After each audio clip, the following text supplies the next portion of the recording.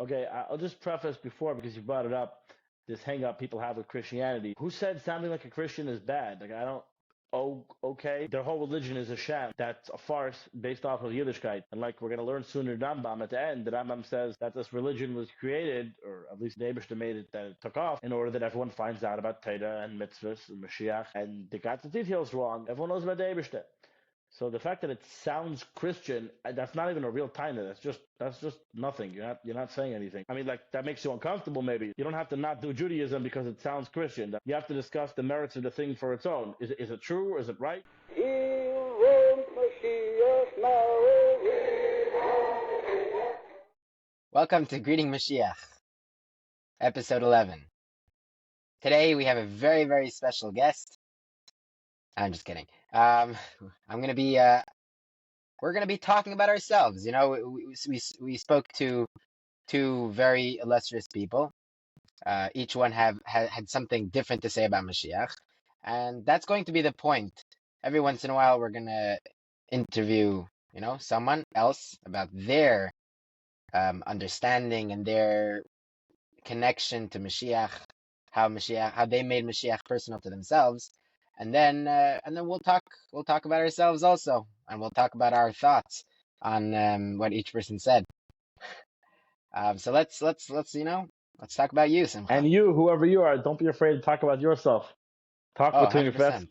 Kind of the point of this podcast is to make Mashiach a topic. Talk to your friends, talk to your family. Do not be scared to make it a topic. I don't know. One of the things that frustrates me so often is you try talking about something and everyone goes, oh, that same recycled conversation over again. I don't want to talk about it. It's like, no. If the Gula's not yet here, let's talk about it. We gotta Like, talk about it, exactly. yeah.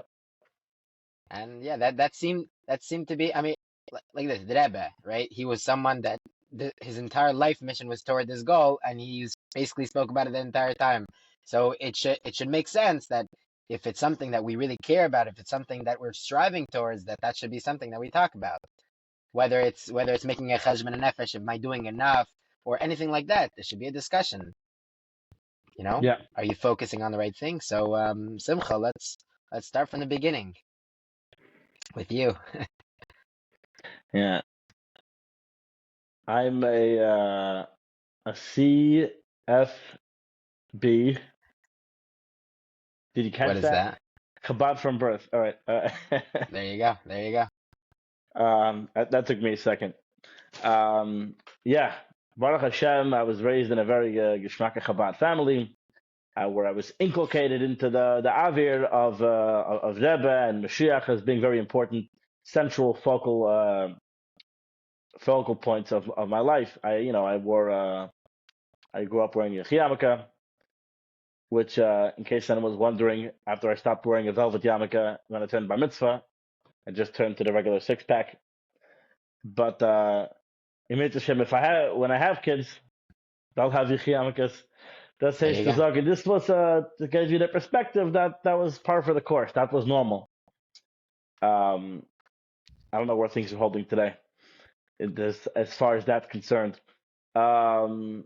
Yeah, I always knew that the Rebbe is Mashiach, obviously, and I assumed that everyone else thought the same thing.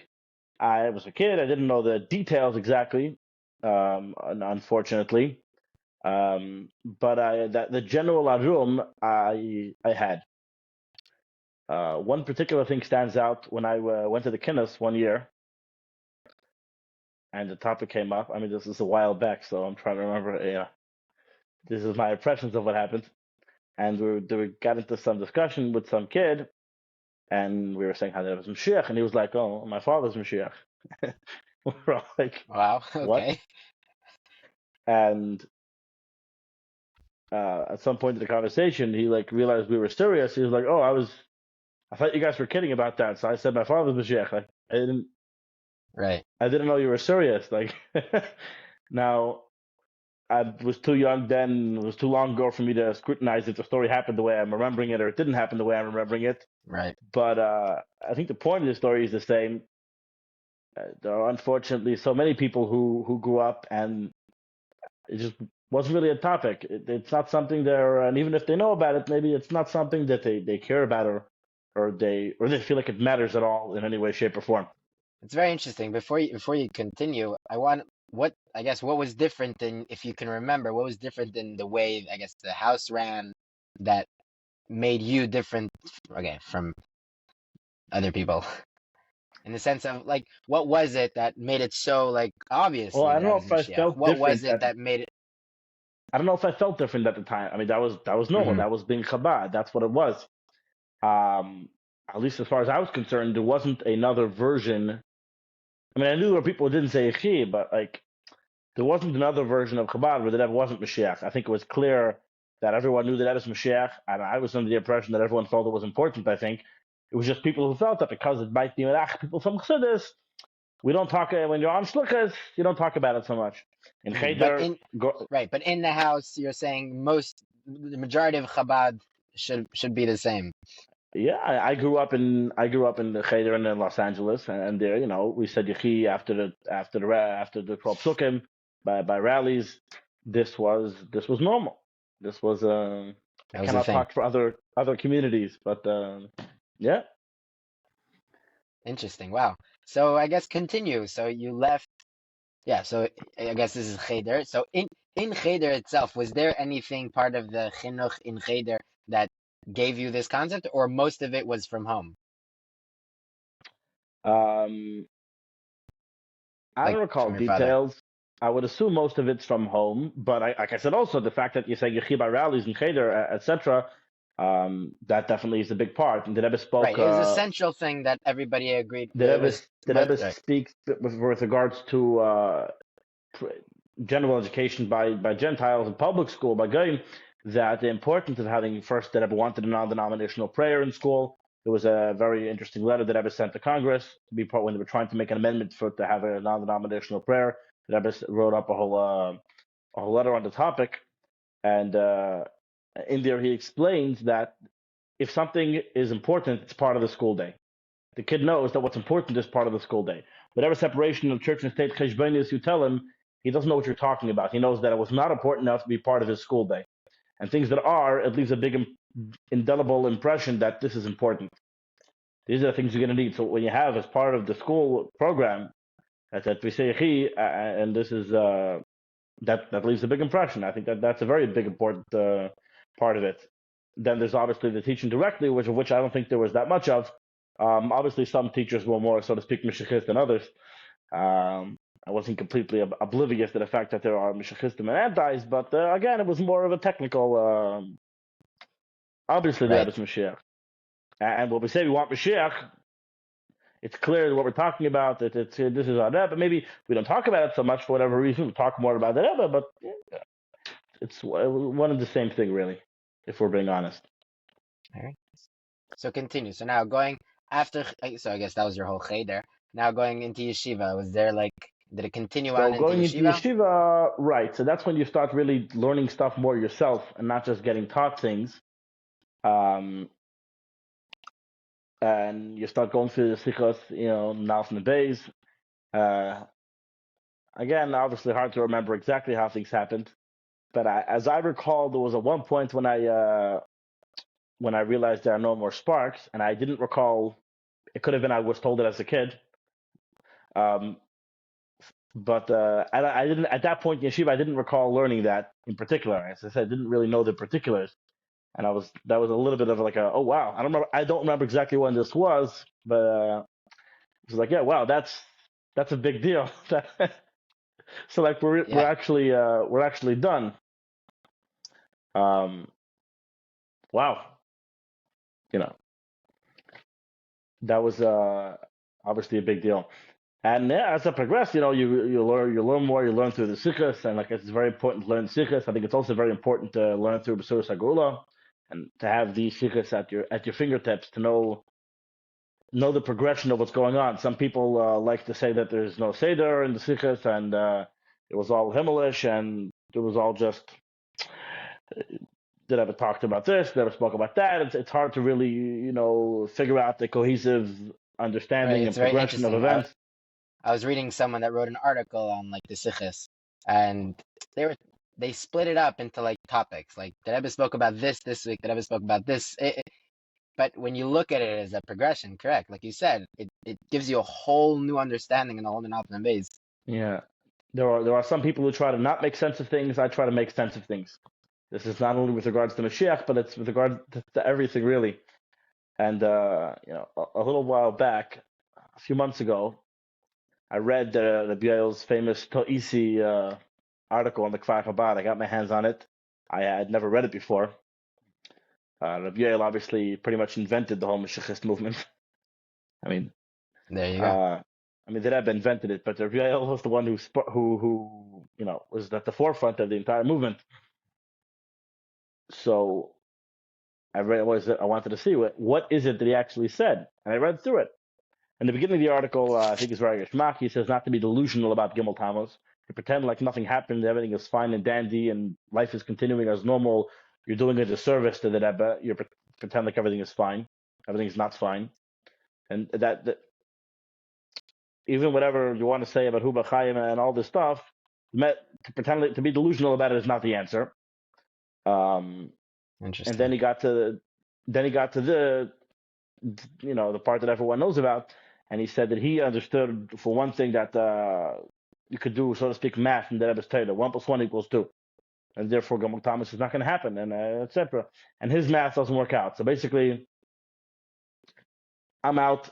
I don't know what anything means. Don't ask me any questions. I don't know.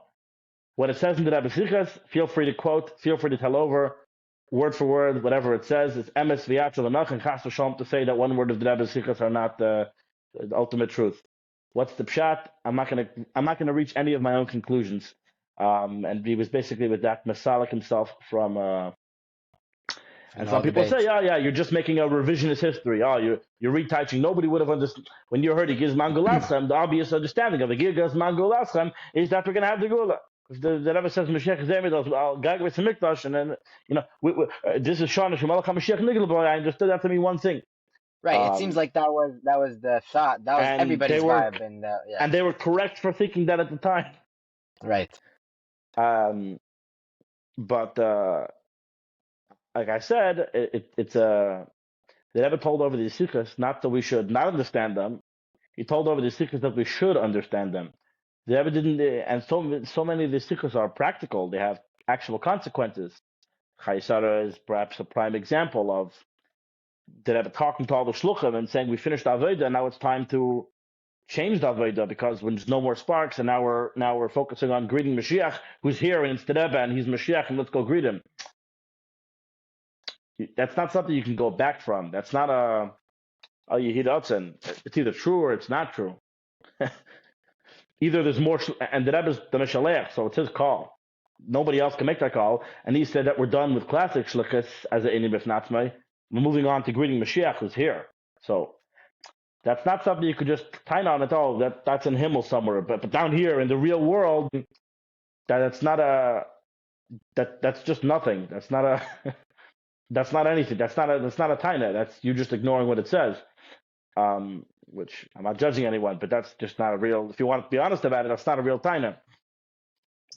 But so for some people, unfortunately, they will get too traumatized, like a Biel, to really say, they put all their stake in saying things like Gimel Tammuz are not going to happen.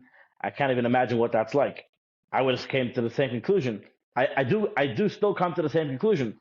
Which is why I still think the Rebbe is still the Nasi, and in whatever capacity it means, the Rebbe is still alive in some fashion. I couldn't tell you where his neshama is, but one thing is certain: I don't think the Rebbe is being the enemies of a Shechina and Gan Eden.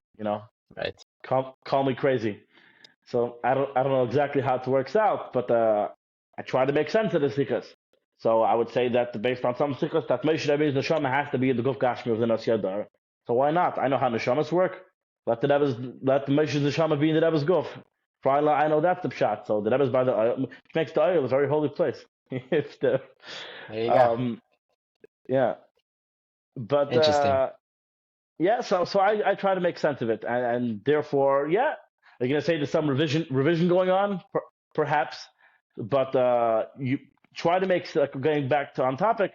Try to make, you learn the Sil Segula, you see the progression of the Zikas. And if you don't understand it, then look what could be Adam shot. What could be? Don't quit. That's not the answer. Try to figure out what could be the understanding of these sikhs. Oh, so the Mashiach was revealed that year. The Rebbe says Mashiach is Bezgalos. The Rebbe is talking about that he's Mashiach and he's standing on the roof of Beis Hamikdash. That's a pretty big giloi. Oh wow, like that's the year Mashiach revealed himself. Okay, he didn't take us out of Golos yet, but okay, so the Gula is here. It's all the way to this world. Well, maybe the Rebbe is true, and that's what he wants us to open our eyes because he wasn't kidding, and obviously that the Gula is really here. And the second we'll realize didn't integrate it and really realize it by ourselves, it'll be true in the real world. Like Efsher Taka is like instead of saying that it's probably all not true, Right. so let's just make up our own version of history and then go back to putting tefillin on people, which is fantastic, putting tefillin on people. But that's not what the Rebbe told us is the shlichus alone. The shlichus is to put tefillin on people to greet Mashiach. So let's figure it out. Look Anyways, into it. So I wanna know, was it something that there was Avir, I guess, in yeshiva? Was there like a vibe that a lot of bachim were kaching in it, or it was something that you, because of your upbringing and the way your house, I guess, your father taught you and was mechanech you, that you had a special interest? Hard to remember. Definitely, it's a topic that comes up. I think by everyone at some point. It's an exciting. In every nursery rhyme that every kid like tells their older siblings and they think that they invented it first, like and then Yeah. to everyone as on Dr. Medical over here. So everyone goes through these discussions, and that's why people feel like they're recycled. And I don't want to talk about it. If the people before us didn't figure it out, why are we going to figure it out? And whenever people say that, I've probably mentioned this before. It always reminds me of what the Rebbe said, Chavchas Nissen. Ein, zwei, oder drei, was, wenn er Eitze geben, was muss er tun, wie er selber soll es tun. The Rebbe didn't say all the big chassidim are going to know exactly what I'm talking about. The Rebbe said 1, 2, or 3 people might figure it out, hopefully. That's very interesting, because Yeah. so the point of my question, there was a little something else to that question, was A subtext. essentially, yeah, subtext was like, were there mashpiyim, were there people that were like guiding you and helping you? No, okay. I started talking about Tzivishim Bachram Alein, which obviously, like any Right, other, so there was both. it's a good bullshit. I guess, right, I didn't ask the second part of the question. As far as the yeshivas are concerned, it's not a real topic at all. Yeah. Not even nothing. It might as well. I spent 5 years in Los Angeles. I love the Rosh, great guy. We didn't get that. We didn't get the Zal yet. Let's we didn't get to know. But those 5 years I spent in LA, obviously because the Rosh being who he is, it's the top Bacham things that Bacham brought up with him. And as I understand that he has a problem with saying that the Rebbe is Mashiach because the Rebbe wasn't Yaakov Kol Yisrael, but the Rebbe will end up being Mashiach somehow. I don't know. Some halachic hang-ups on exactly how it works out. But it's not really a topic. I will say, when I got to Ali Torah, in the rule book, the paper they make you sign, at least in my days, was you're agreeing that in this yeshiva we say Yechi after davening, and then and you sing it by Fabrengens, and you're agreeing that you are fine with that. Wow. And you don't have any problem with it. You're not going to publicly, Right. And at one point during the year, all the mashpiyim some of the mashpiyim spoke about the importance of asking the Rebbe to be Mashiach, and then asking the Rebbe to be Mashiach, writing your name and asking the Rebbe to be Mashiach, the Chasimus. And they actually had a thing which to make Chasimus, which most of the bracha, so was all, there was one night during Night Seder, there was a bunch of speeches about it. Most people didn't take it too seriously and thought it was a bit of a joke, unfortunately. But yeah, as far as some of the mashpiyim are concerned, at least, not that it was a topic most of the time by Fabrengens, but that did happen. That's like I mentioned previously, it leaves a mark, an impression. It's very important. But yeah, generally speaking, as far as the yeshivas are concerned, this is not. They're much more focused on the present, on being a chassid and learning chassidus and iskashus to the Rebbe and the challenges of Bachrim. And for all anybody knew, the whole Mashiach thing never happened. The whole saga. Yeah. Oh, I don't think that the yeshivas in Tafshin Mem were very different than the yeshivas the way they are today, for the most part. So far as the discussion, I mean, things change over time, but as far as what's the whole point of it? The point in Tafshin Mem was to be a Chil Shabachar and go on Shluchas or whatever the point was. It's largely the same today. Was my impression. I'm interested to know. I guess continue with your impressions and your opinions. Um, what do you think? Why do you think a lot of Bachram didn't take it seriously? I'm interested. At that point, Think certainly about. once someone comes to Alitaida, everyone pretty much has their opinions already. And most Bachrim, I think, are not, so to speak, what you'd call Mashiachist. Most people are not convinced that it matters that the Rebbe is Mashiach. They think it's irrelevant for whatever reason. Interesting. And they've already got so um, desensitized to the whole thing and have an icky feeling about the whole discussion even. It's just politics. It's stupid. And I don't know if they know the details of the whole saga with David Nachshon, or they don't trust his account of what happened, or the things. It's something that's not discussed, and about the importance of these chesimus and the interest that Rebbe had in these chesimus, and how much it was dependent on the people to want it. And when the people didn't want it, then the Rebbe also backed away from it. You see, that's how it happened. And they just I think there's a few generations here. There was the people themselves who were most people were all for Mashiach, and in the nuns. That was very very few people. Then there were some, but people who were there certainly were living the Bachim who were there b'shas Meiser, where obviously everyone was koching. Everyone thought that Rebbe was taking us out of Galus any second. Few people will deny that. But then after Gimel Tamas, people kind of tried to figure out some sort of ideology to keep going. And we don't have to go through the whole bloody history of the nuns. People who are there could tell you. I wasn't there. Um, but they they landed on some sort of ideology, whatever it is. We're going to treat Gimel Tamas like they're like Yishvat, and we're going to there became, so to speak, rules in place about the way we do things, and this is what we talk about. These are the important things, and this is the type of Rebbe we're gonna have and talk about, and this is what it is. And things that don't fit into that narrative are not important, and we're gonna put them outside. And we're not really going to talk about them so much. And even though they know it's important, maybe they didn't speak about this, and their kids grew up in a house where this wasn't important, so they grew up thinking either it's not true or they actually think it's not important. Um, and then when they hear other people talking about it, it's not on their radar. This is not something that's important. I don't care about that stuff. That's not something that talks to me. I care about the Rebbe and being chassid and going on shluchas, but that the Rebbe's Mashiach is just come on.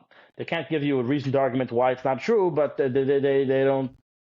I'm interested to get your opinion on this because this is what we're doing. I'm interviewing you and I want to get your opinions. Um, I've heard many people say, I guess older Lubavitchers and even some younger, that 99.9% of Lubavitch believe that the Rebbe is Mashiach. The argument is if we should publicize it. My question to you is, do you think that's still true? This is the true Scotsman fallacy. For those who don't know, it's there's some arbitrary measure of what a true Scotsman is. And when someone says, well, I know a Scotsman, he doesn't do that, you say, well, then he's not a true Scotsman. Uh, So there's no way to prove it really. But right. right, I would say that anyone who thinks that the Rebbe is not Mashiach is either themselves delusional about the things the Rebbe said, or thinks Chas v'Shalom that the Rebbe, um, I'll just say, was talking somewhere in the Himmel. The nice version is that the Rebbe was talking somewhere in the Himmel, and even though it sounded like he was talking in real life, and there's no real way to understand what he wrote to be understood that he was talking in reality, and the things that Rebbe said, there's no way to apply them to anything other but the actual Mashiach who will redeem us. Um, they nevertheless take that position and say that um, we weren't zeicha to have this pan out in reality. Right, we're almost there, but then Gimel Tammuz happened, and obviously we did something Now, wrong, and now we don't have you it. can take that road pretty far and try to make sense of things, but it does not. It doesn't pan out with. It certainly doesn't pan out with what people thought at the time, obviously, but it also just doesn't pan out with what the Sikha say. It's just that Rebbe was talking about the actual Mashiach.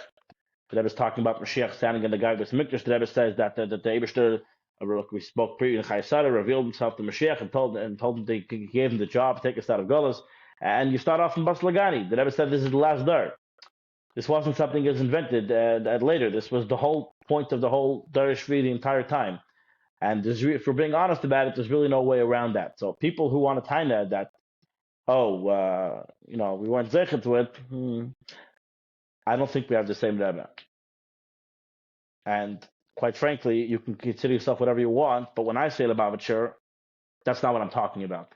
I consider you friends of Lubavitch. You're a great guy. You respect the Rebbe and the Sikhs, but if you don't think that everything that Rebbe says is true to the fullest, I just we're not on the same page at all. We don't have the same starting point of what it means to be a Lubavitcher at all, which is another great question. And I don't know if it's up to me or any one person to say what's a Lubavitcher, but I could just talk about what I say when I mean Lubavitcher. If you don't think that Rebbe's Mashiach, either you're a Lubavitcher who's terribly ignorant, unfortunately, very possible. But if you're not ignorant, then I don't really. Then we're not. It doesn't. Then to me, at least, you're not a real Lubavitcher.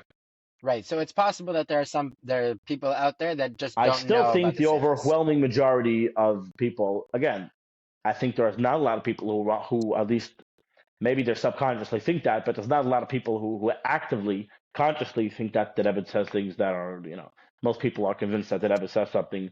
You see the way they treat everything else the Rebbe says, certainly they treat it as they're,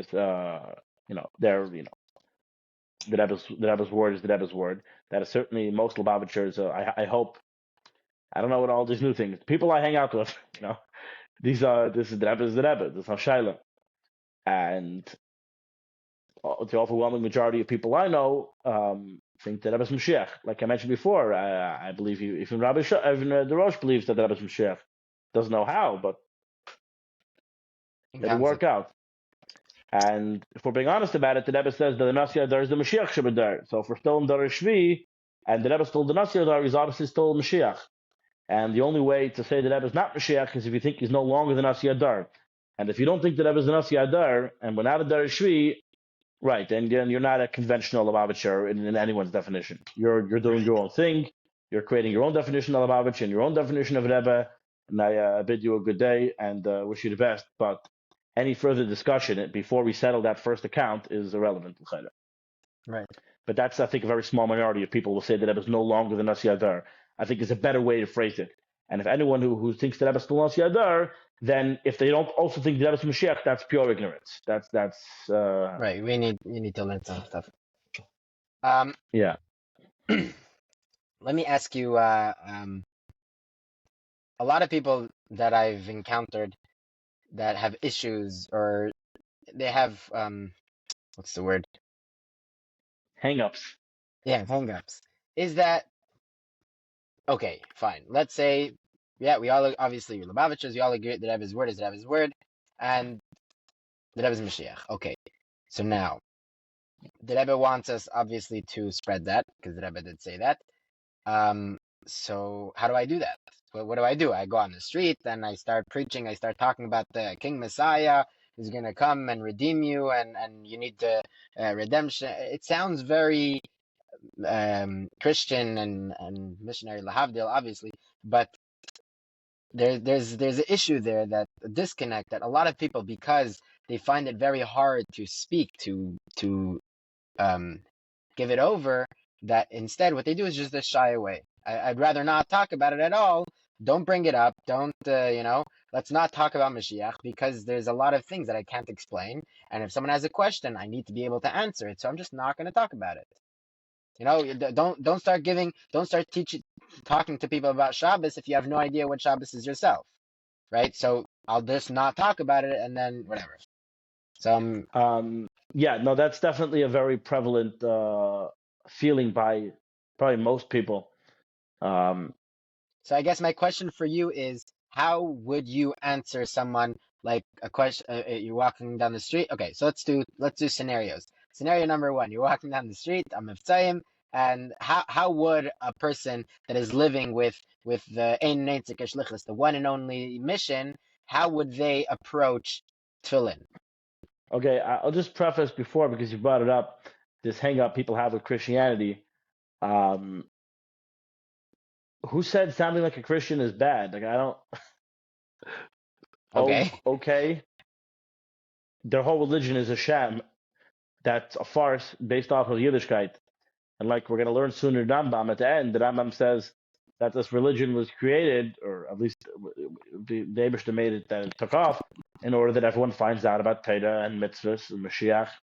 hmm And they got the details wrong. And when the real Mashiach will come, they'll realize Asher Sheker Hinchelu Aviseim, and they got the details about the Torah wrong, and the mitzvahs wrong, and Mashiach wrong.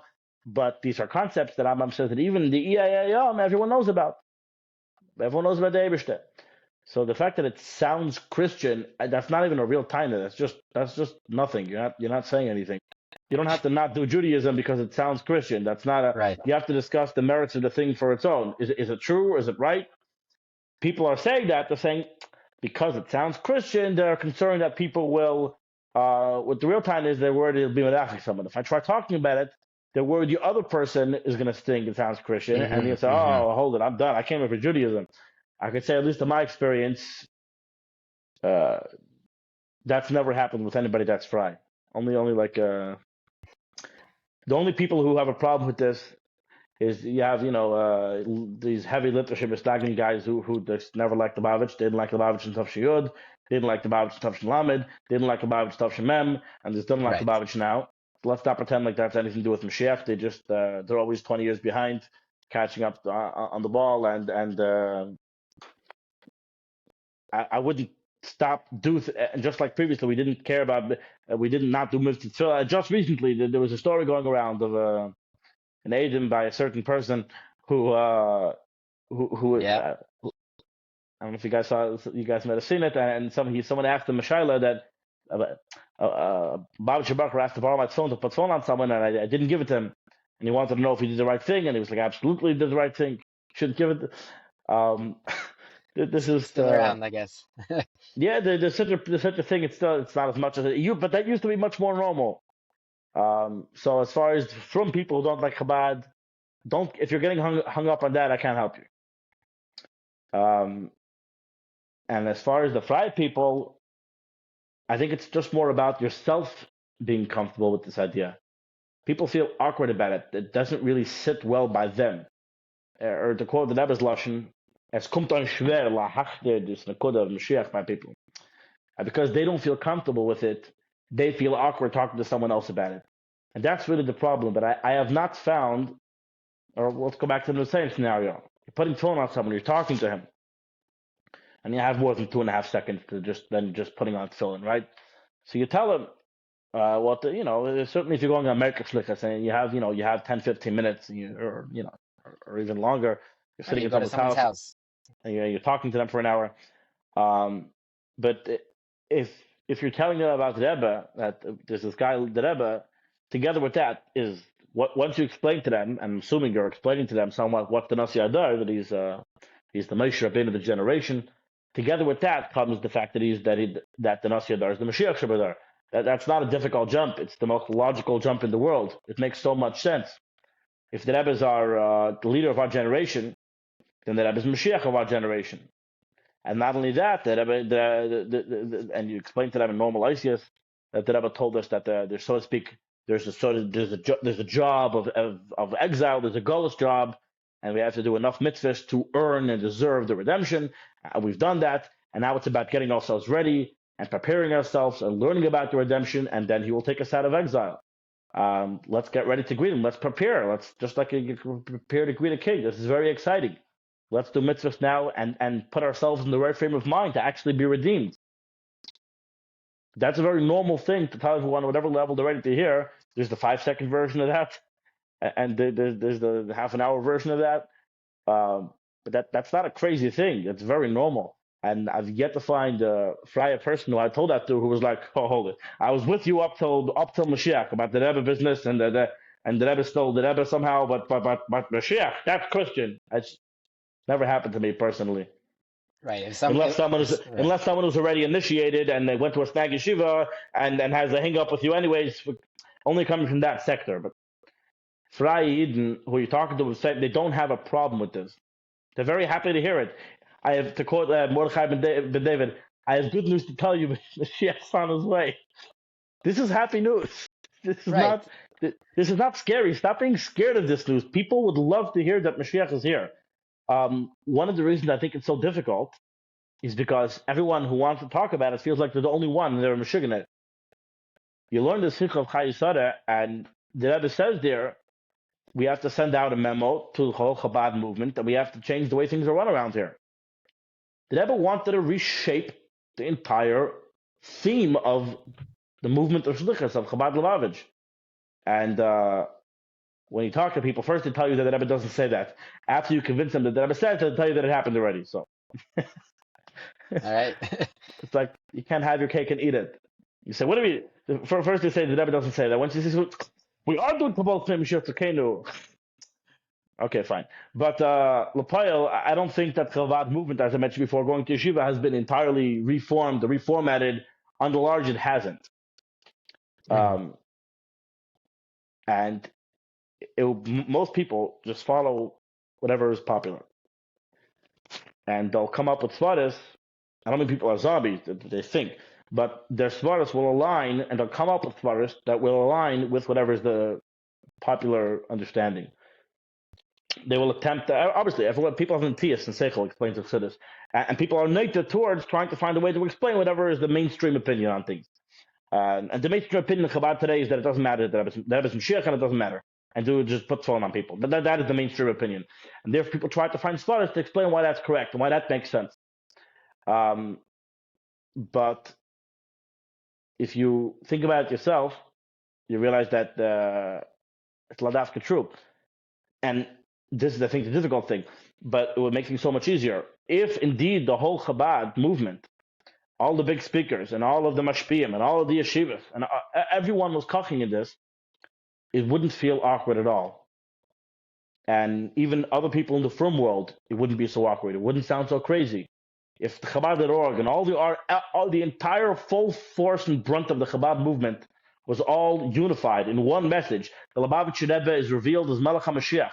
The Lubavitcher Rebbe is ready to take us out of Golus. We need to get ourselves ready. Let's prepare. And Yechi was the tagline, obviously. And everything we're doing is the Havli Meisa Mashiach.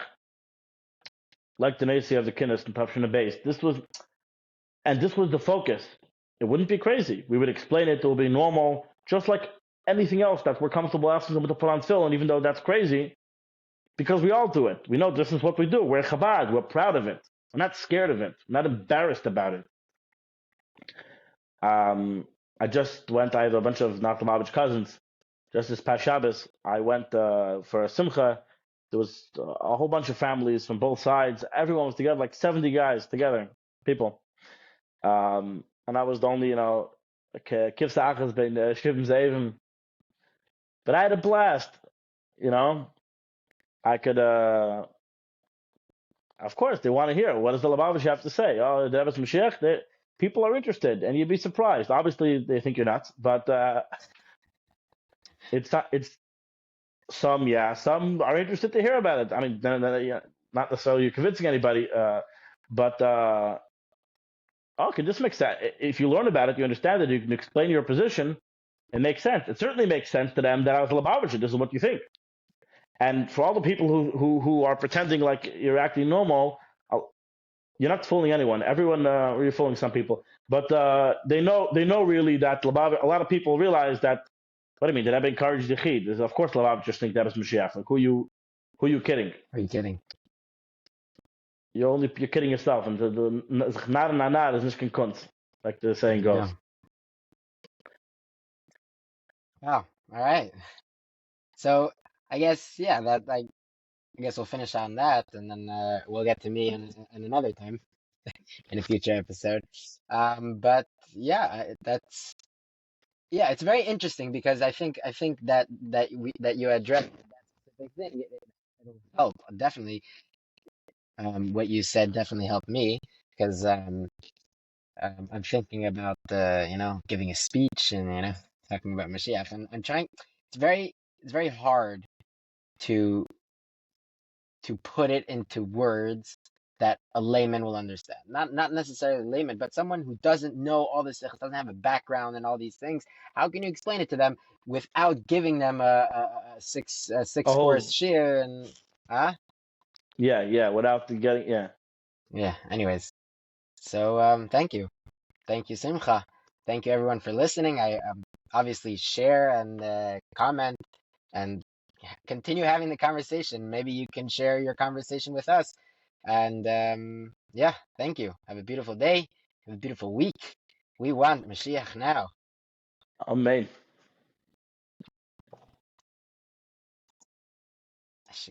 ועד כדי כך המדב גולהוב מהדר עם זול מחי sein, יחי המלך.